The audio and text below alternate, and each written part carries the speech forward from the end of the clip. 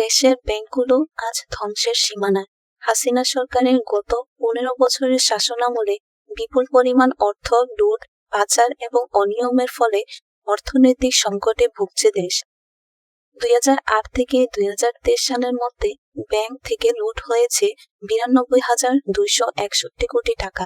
বিভিন্ন উন্নয়ন প্রকল্প যেমন মেট্রো রেল, পদ্মা সেতু, টানেল এর নামে নেওয়া বেশিরভাগ ঋণই লুটপাট ও পাচার হয়েছে।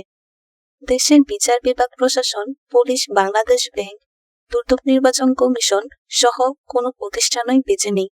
সর্বোপরি এসবের ভয়াবহ প্রভাব পড়েছে দেশের অর্থনীতিতে, যা মানুষের জীবনযাত্রায় স্পষ্ট হয়ে উঠেছে।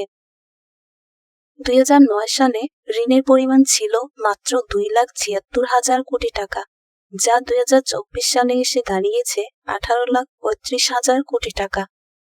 এর মধ্যে গত 15 বছর পাচার হয়েছে $150 বিলিয়ন, যা বাংলাদেশি টাকায় 17,60,000 কোটি টাকা। বিপুল পরিমাণে এই অর্থ পাচারের ফলে দেশের অর্থনীতি নড়বড়ে হয়ে পড়েছে। 2011 সালে শেয়ার বাজারে ধস ছিল দেশের অর্থনীতির জন্য বড় একটি ধাক্কা। এই ধাক্কায় ঘটে শেয়ার বাজারের 10% দরপতন।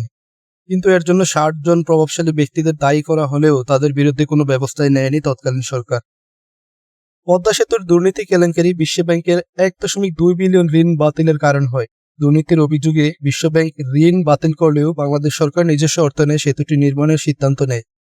যদিও প্রকল্পটি সফলভাবে সম্পন্ন হয়, তবে দুর্নীতির এই অভিযোগ দেশের সুনামকে ক্ষুণ্ণ করে। 2016 সালে ঘটে বাংলাদেশ ব্যাংকের রিজার্ভ চুরির ভয়াবহ ঘটনা। চুরি হয় $10,10,00,000।